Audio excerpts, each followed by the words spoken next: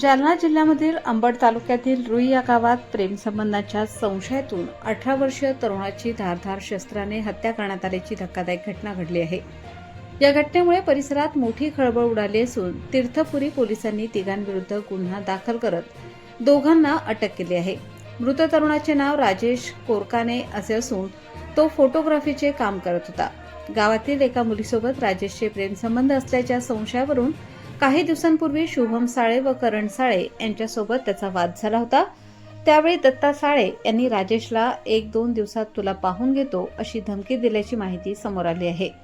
दरम्यान गावातील एका लग्न समारंभात पंक्ती दरम्यान राजेश जेवण वाढत असताना आरोपी शुभम साळे, करण साळे आणि अभिषेक उर्फ मोन्या मुसळे यांनी त्याचा पाठलाग केला। त्यानंतर धारदार शस्त्राने त्याच्यावर वार करण्यात आले। या हल्ल्यात राजेश कोरकाने याचा जागीच मृत्यू झाला असल्याची माहिती समोर येत आहे। घटनेची माहिती मिळताच तीर्थपुरी पोलीस घटनास्थळी दाखल झाले। पोलिसांनी तिघांविरुद्ध हत्या प्रकरणी गुन्हा दाखल केला असून दोघांना अटक करण्यात आली आहे। उर्वरित आरोपीचा शोध सुरू असून पुढील तपास पोलीस करत आहेत। याविषयीची माहिती सिद्धेश्वर धुमाळ, उपविभागीय पोलीस अधिकारी अंबड यांनी माध्यमांशी बोलताना दिली आहे। प्रबंधभूमी महाराष्ट्र न्यूजसाठी प्रतिनिधी सुनील भारती, जालना।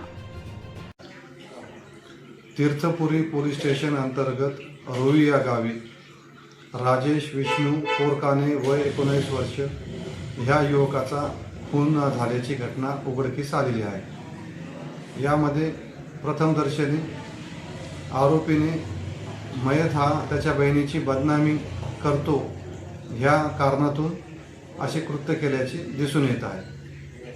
सदरचा गुन्हा दाखल करण्याची प्रक्रिया चालू आहे। माननीय पोलीस अधीक्षक जालना श्री तेगबीर सिंह संधू सर यांच्या मार्गदर्शन व सूचनेनुसार तीर्थपुरी पोलीस स्टेशन येथील अधिकारी व अंमलदार यांच्या पथकाने या गुन्ह्यातील 2 आरोपींना ताब्यात घेतलेले आहे। त्यांना अटक करण्याची प्रक्रिया चालू आहे।